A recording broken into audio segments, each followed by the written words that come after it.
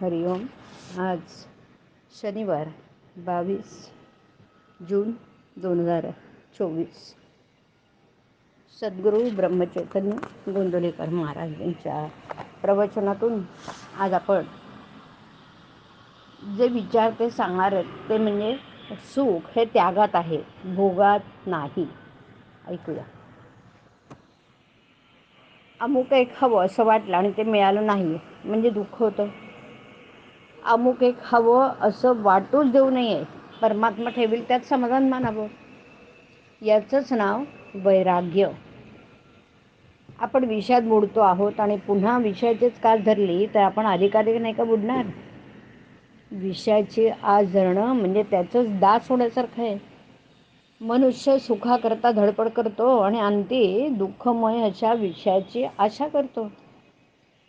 सुख त्यागात आहे, भोगात नाही, हे पुष्कळांना पटत नाही.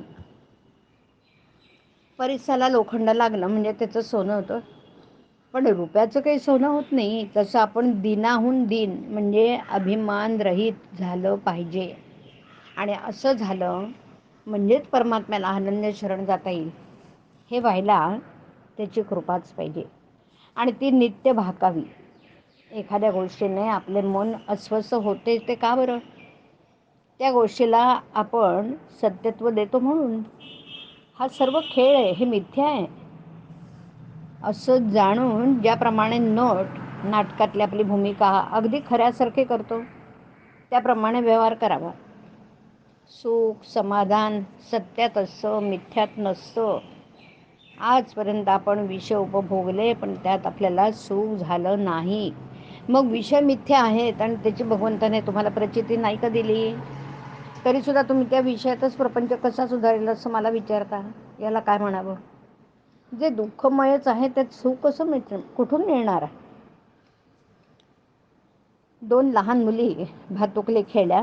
जी मुलगी गरीब होती तिने पोळ्या आणि गुळांबा केला, पण जी श्रीमंत होती तिने मात्र श्रीखंड बासुंदी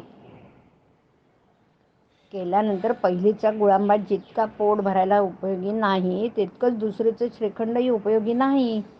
तसं प्रपंचाचं खरेपण आहे. प्रपंच असण्यासाठी बायको मुलं यांची गरज आहेच असं नाही, आणि जो दुसऱ्यावर अवलंबून असतो तो प्रपंचीच असतो.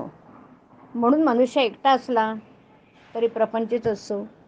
दुसऱ्यापासून सुख मिळवण्याचा प्रयत्न करणारा मनुष्य हा प्रपंचीच होय. 5 जण मिळून प्रपंच बनतो, त्यामध्ये प्रत्येक जण स्वार्थी असतो. मग सर्व सुख एकट्यालाच मिळणे कसं शक्य आहे ना? प्रपंचामध्ये अनेक वस्तू आहेत, पण भगवंताजवळ एकच वस्तू आहे. प्रपंचामध्ये कितीही वस्तू आणल्या तरी पुऱ्या पडत नाहीत, कारण एका वस्तूच्या आणण्यामध्ये दुसऱ्या वस्तूच्या आणण्याचं बीज आहे ना. पण भगवंताचं तसं नाही. भगवंताची वस्तू एकदा आणली की ती पुन्हा आणायला नको. अमुक एक वस्तू आहे म्हणून मी सुखी आहे ह्या वृत्तीत राम नसून काही नसताना वृत्तीचं समाधान हे टिकलं पाहिजे. हरिओम. हरिओम तत्सत. हरिओम.